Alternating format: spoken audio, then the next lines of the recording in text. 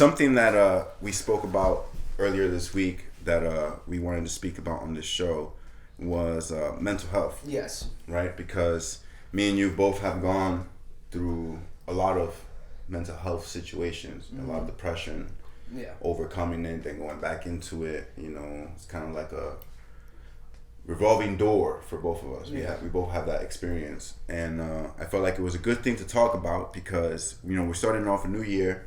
We're still kind of in a pandemic. You know, and I'm pretty sure there's a lot of people out there who feel very alone. You know, like I did, where like during most of this pandemic, I've been here by myself. You know, so talk a little bit about your experience in the past year with what you've been kind of struggling with. So, it actually kind of started a little bit, you know, actually around this time last year. You know, all of 2021, you know,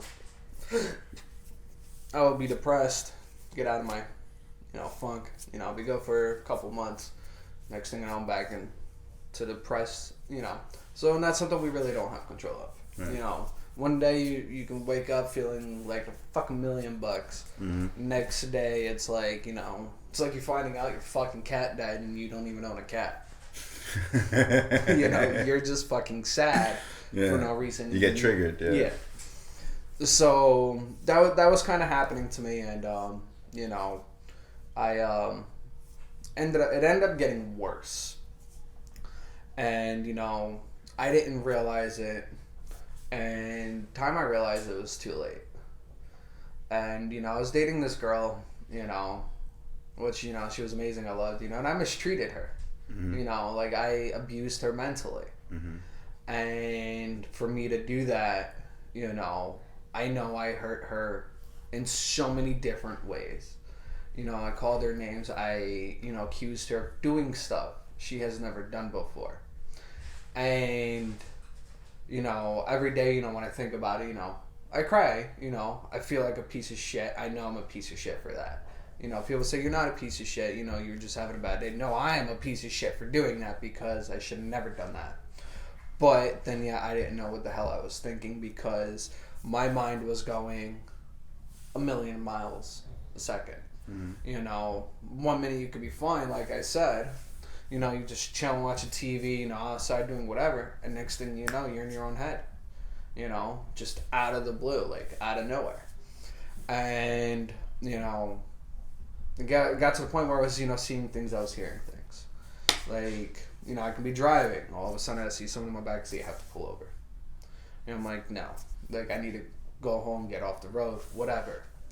You know, got to the point where I wanted to, you know, kill myself. And, you know, and I told someone, you know, like, no, I'm going to go fucking kill myself. You want to keep lying to me?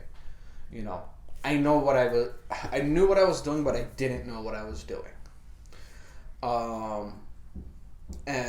You know, and, you know, I put that person through hell.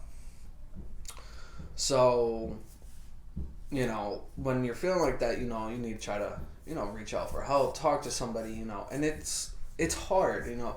Those are the first steps, you know, mental health, you know, if you suffer from severe depression or PTSD, you know, you'll see things that aren't there, you will hear things, you get in your thought, you know, no one's there, but you just got that voice in the back of your head that's telling you otherwise, like, no, it's this.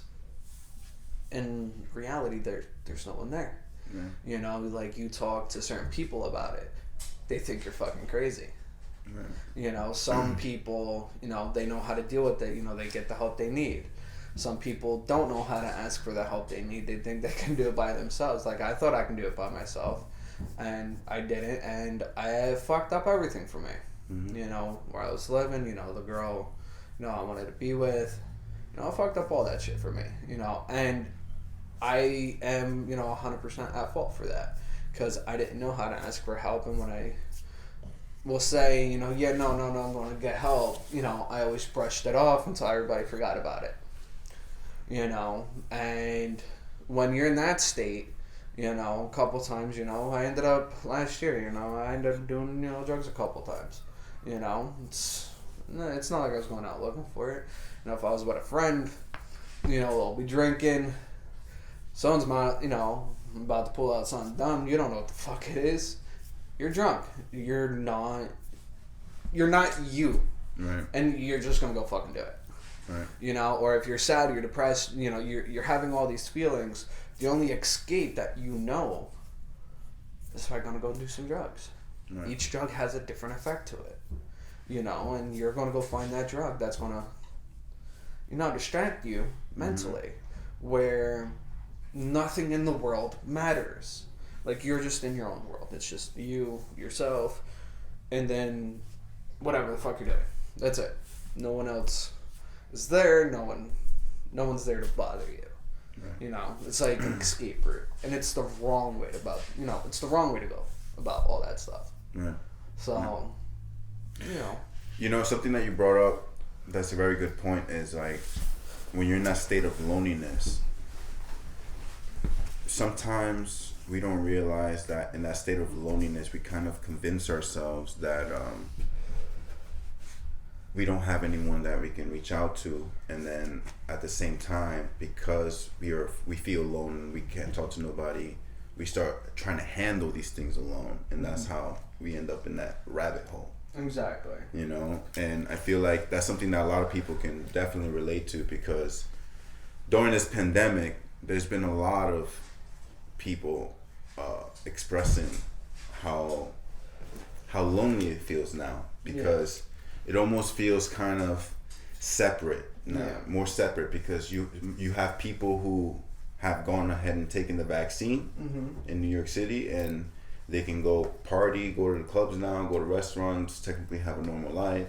And then you have people like me who, you know, maybe are not completely against vaccines, but is definitely against this one. Yeah. Because of specific personal reasons, right? Exactly. You know, so like, it's like, damn, where are we going now? Yeah. You know, how are we gonna get back to ourselves? Exactly. You know, and not feeling like this, like we're trapped in this fucking environment. Yeah. You know, what do you think has helped you dealing with this?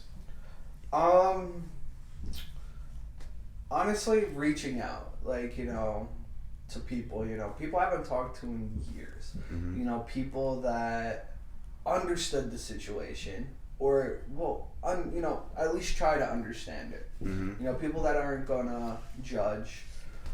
You know, because I was talking to this one person about it, and they're like, you know, you think they're understanding?